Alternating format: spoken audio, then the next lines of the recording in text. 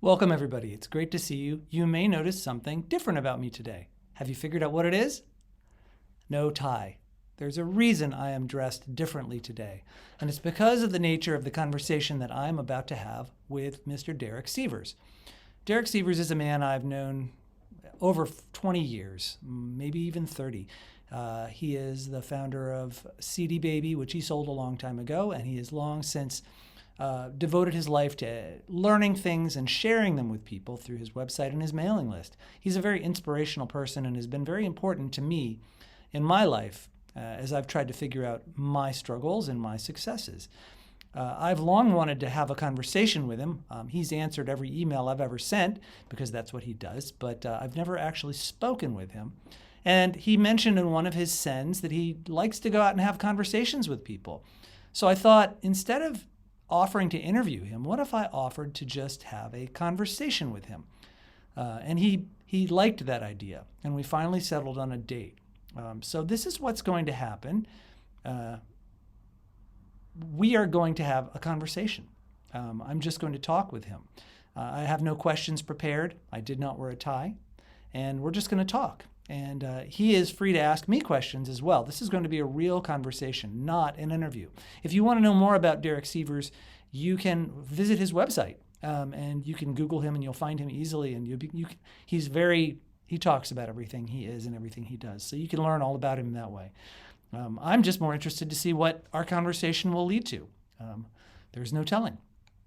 In the meantime, let me let you know where you are and what you're watching.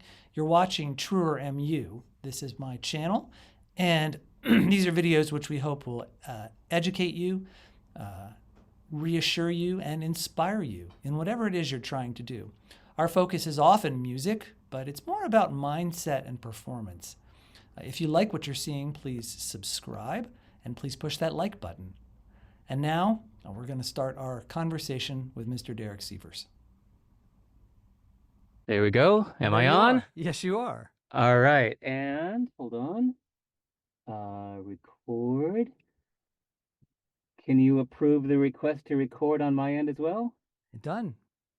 All right. Last question. Yeah. I want to make sure I've got the right microphone.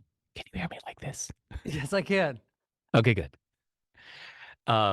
Every now and then Zoom switches to the wrong microphone. So, No, you're very clear. Yeah. all right, we're good. Hi. Hi. It is nice to meet you finally. You too. We got so much to talk about. Yeah. Um, I just got in 10 minutes ago. I got back from a very sweaty 90-minute hilly hike. Just took a cold shower that I got out of 5 minutes ago, threw on a shirt, and stepped into my recording booth. So, Okay. hopefully I'm not too red-faced. No, no, no, not at all. It looks like my face is redder than yours in this thing. So. Wow. I don't even know where to begin. How do you answer all? Well, are we like on air? Are we recording? I Yes, mean, I know we're yes. recording. Do you want to air this? Have we begun? We have begun. All right. Hello, audience.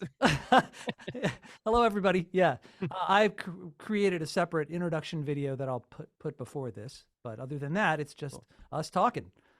So, Cool. what do you want to talk about?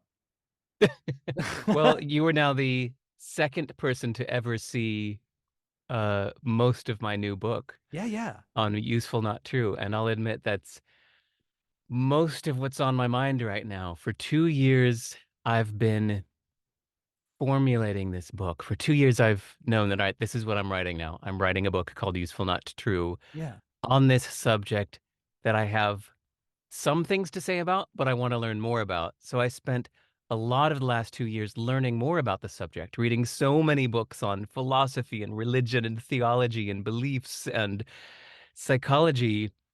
And then just in the last few months, I've just been on an absolute crunch.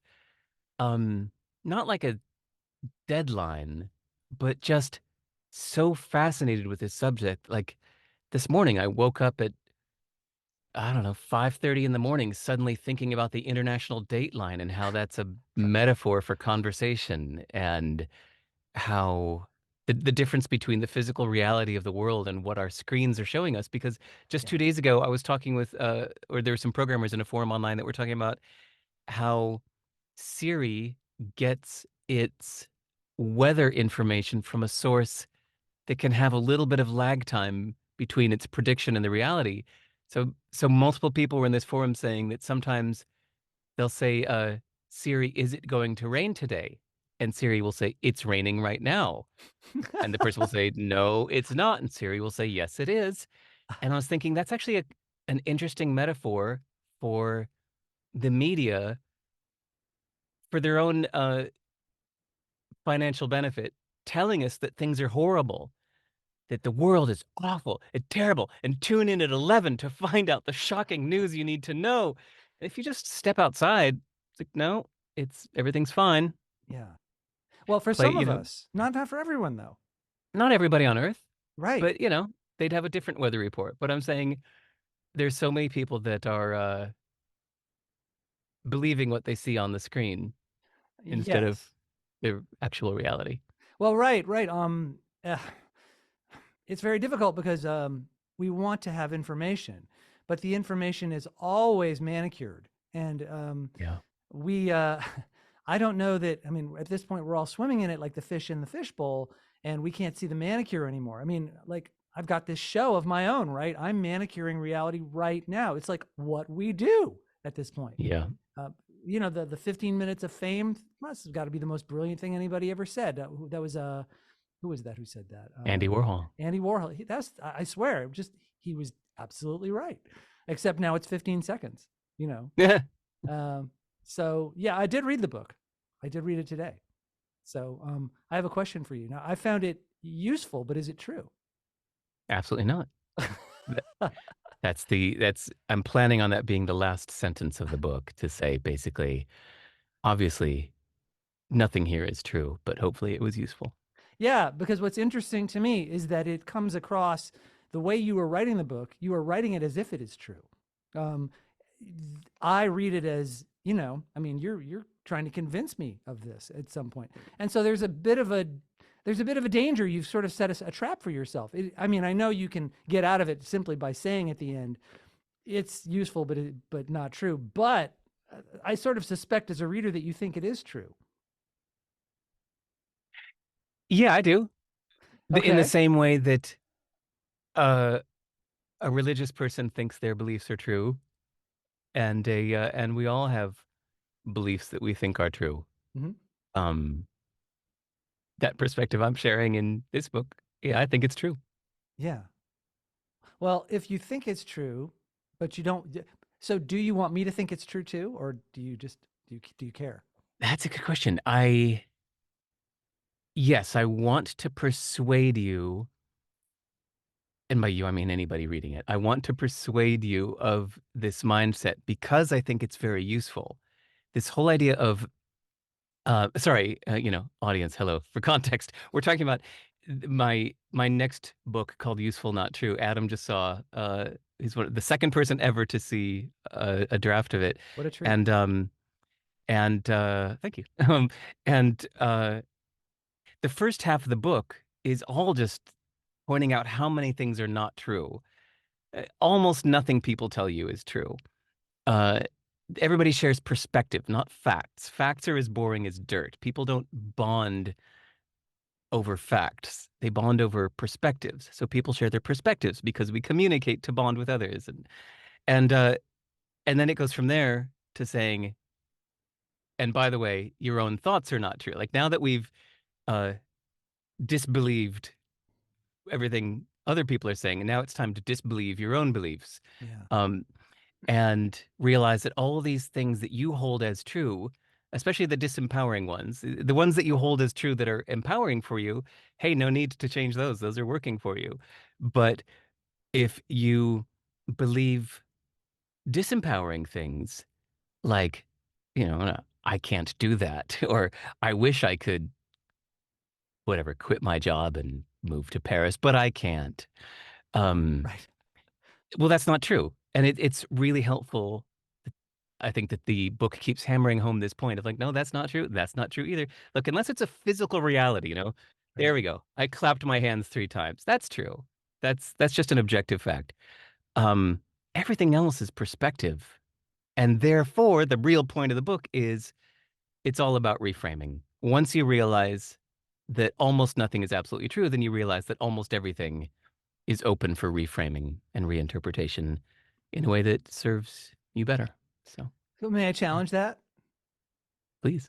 Is there an element of privilege in that perspective? How so? Um, so let's say I'm, in a ghetto. Let's say I have zero money. Let's say I'm fearing for my life. Let's say I'm starving.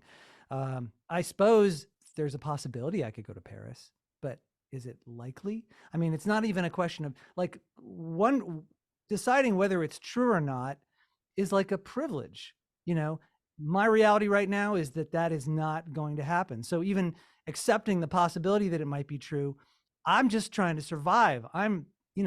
So talk about that if you can. I mean, that aspect. Do you see the privilege question there? I think that somebody in that situation would need this philosophy the most because they would be surrounded by people saying, just accept your fate. You can't.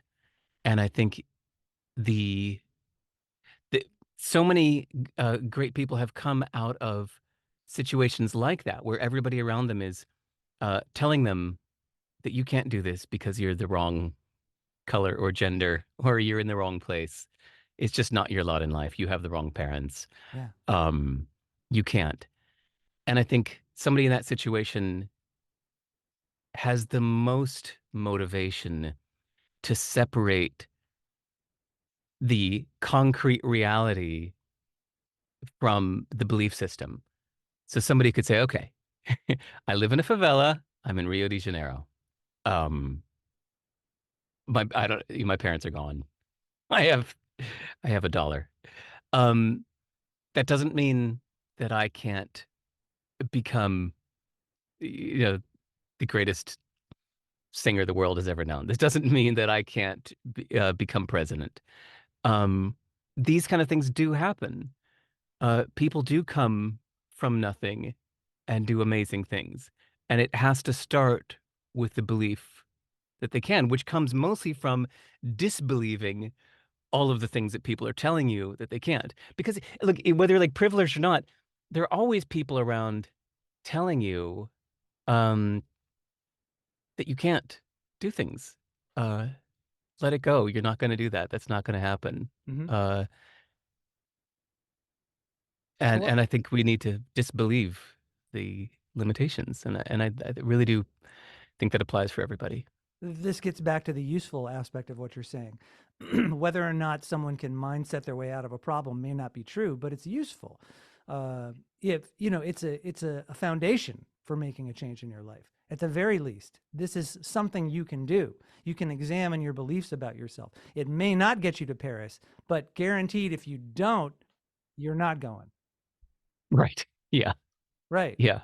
Won't necessarily get you there, but not believing will make sure you don't. Yeah. Yeah. Well, the reason I'm pushing on this is because, I've long been in the process of trying to remake myself. I mean, this is a 30-year plan of mine, and Mhm. I have changed dramatically. I mean, I had a long, long way to go, and I'm kind of in a place now where I'm really working hard on some really bottom of the barrel, powerful, change my mind about myself stuff. Having to Can do we talk about that stuff after you tell me this? absolutely. Okay, good. Um, All right. but the thing that I struggle with is I'm trying, that I try to communicate also to my subscribers, is that there's this balance between mindset and the work.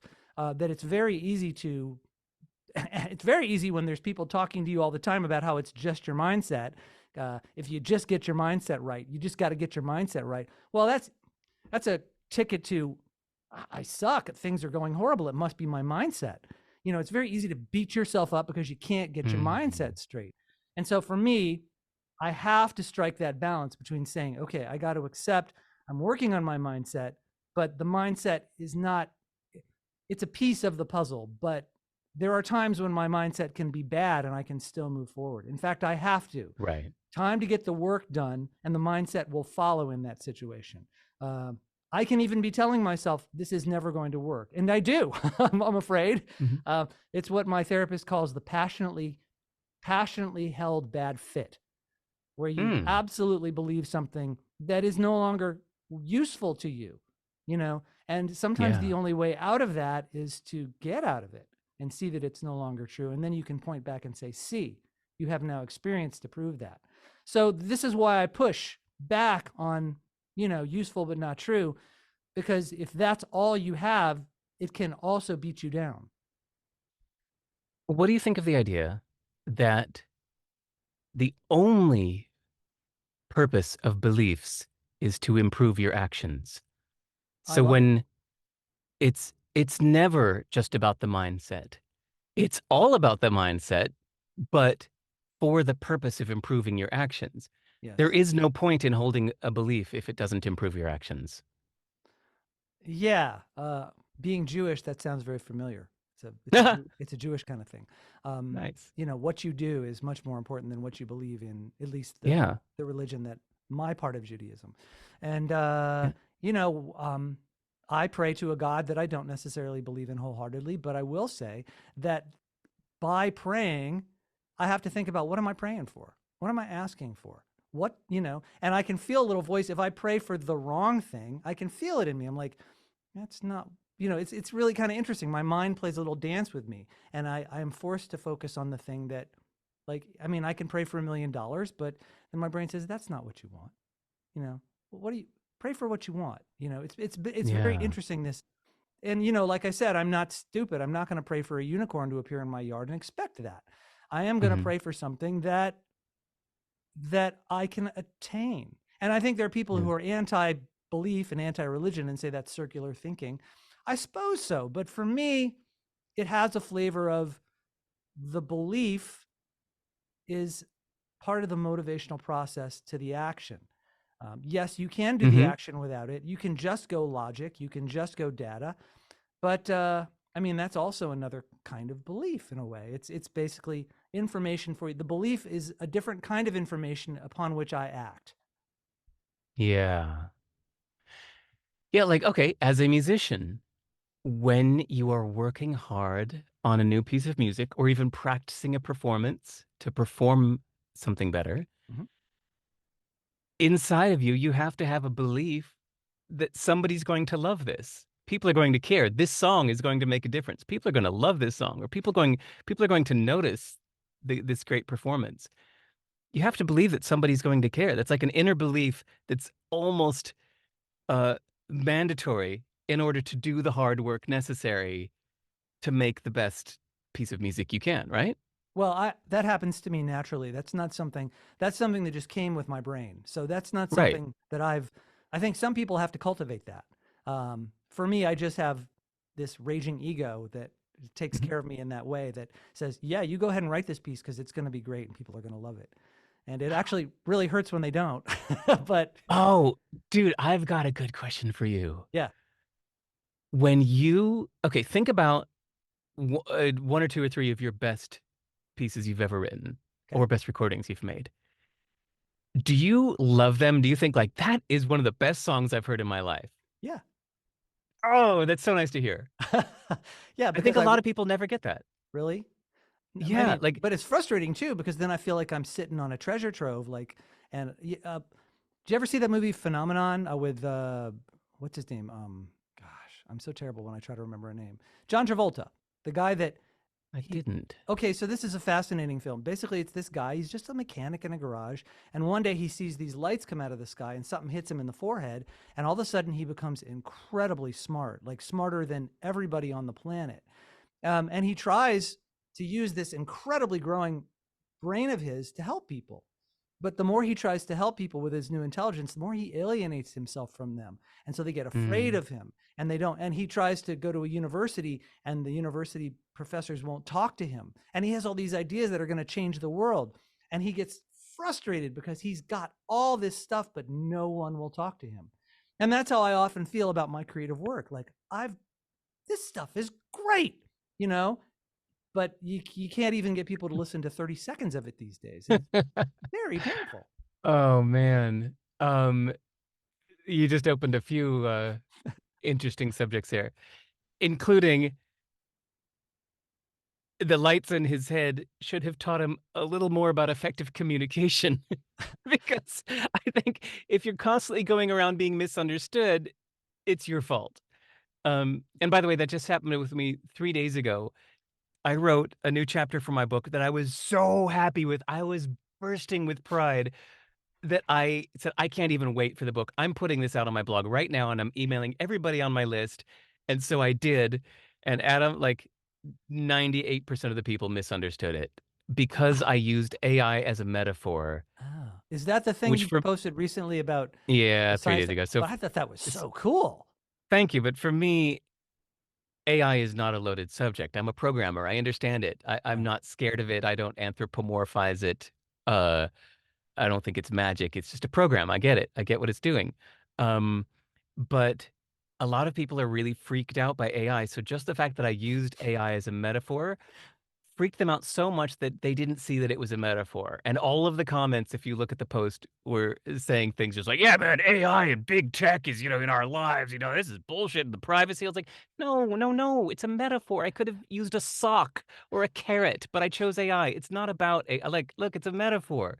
So I did something I'd never done before, which is I basically redacted it. Oh At the no. top of the page now is a big giant yellow notice saying, uh, never mind. This post has been replaced with an updated one. So I basically rewrote it using the mirror in Harry Potter instead. Oh.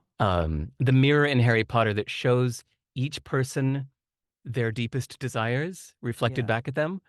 And so we all know that's like Harry sees his parents, Dumbledore sees his long lost friend, Ron Weasley sees himself as the head of the Quidditch team or whatever.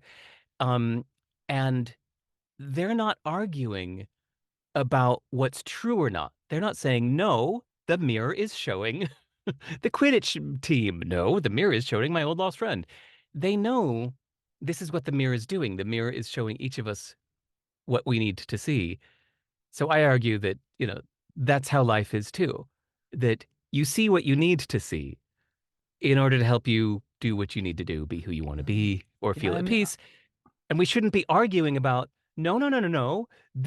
Your belief is wrong. My belief is right. It's like, no, no, come on. It's the mirror. It shows us all what we need to see. I missed it Eh, too. That's what you were after with that AI thing. Yep. It was a different kind of post for you. And Yep. when I read it, I mean, okay, you redacted it, but I hope you didn't destroy it because it's, No, I'll leave it up. yeah, and I mean, it really is a fascinating. Perhaps you could make the metaphor part a little clearer so that it wouldn't be, because Yeah. there was no scaffolding in it. It was simply, Yep. this is what, but I No was like, scaffolding. wow, I like it's that. like a cool science fiction story. So okay, so now beliefs about your music. So you Yeah. just love the music you make. Yes.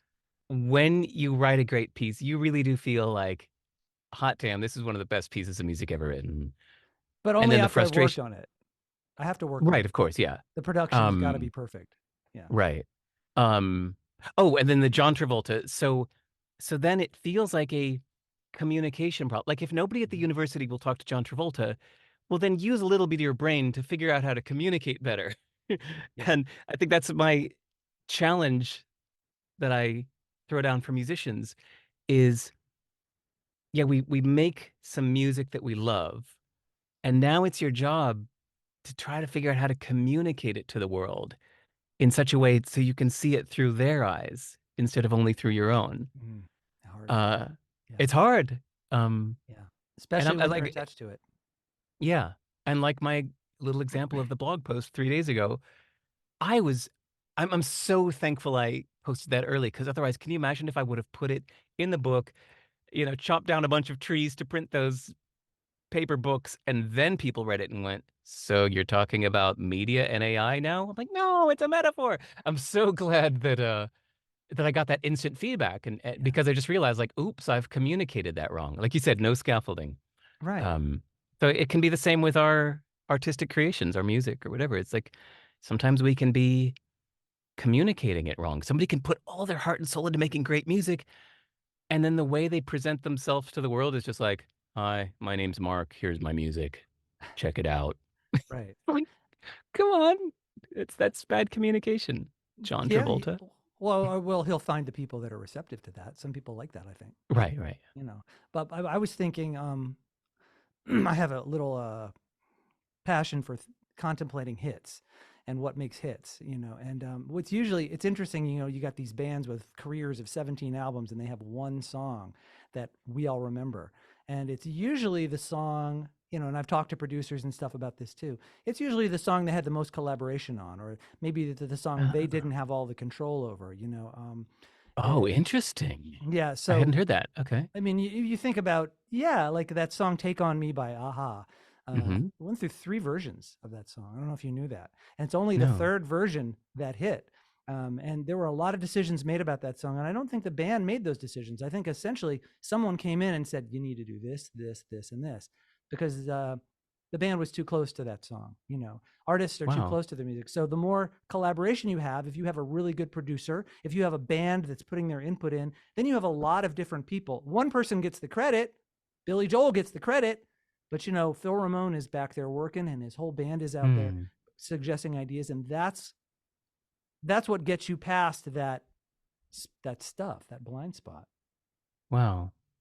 I'm so thankful that when I was 17 years old, I heard Smokey Robinson uh, describe the process of writing My Girl. Boom, boom, boom, boom, boom, boom, boom, boom, boom. I got sunshine. Uh, he said, it sounds like a simple song now. He said, you don't understand.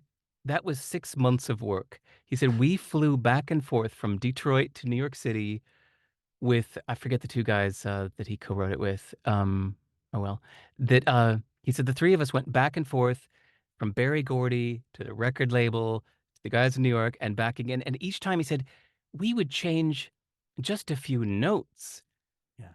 and try it out on somebody, and they would say, "There, now I like it better, but this part is still losing me." And we'd work for weeks to change a few notes until finally, after like months of work, we had the song My Girl crafted the way it is now, and now everybody loves it. It's like that's how much work it can go into making something so simple and catchy. Yeah, absolutely. Yeah, and it takes a lot of different views. Like for me, Paul, I think the revelation was when I heard Paul Simon talk about his Graceland album. And I had not realized how the song Graceland, how many cooks are in that kitchen, man. He Hmm. had so many people messing with his stuff. And perhaps that's the Hmm. difference between his best work and it's just Paul Simon, controlling everything work. Right. And that's when I started to think I need to just open up and my now the recordings I'm doing most recently are the ones with the most collaboration, and they are the most satisfying to me. Interesting. Yeah. Hmm. So, I think I was going somewhere with that, but anyway. I don't know.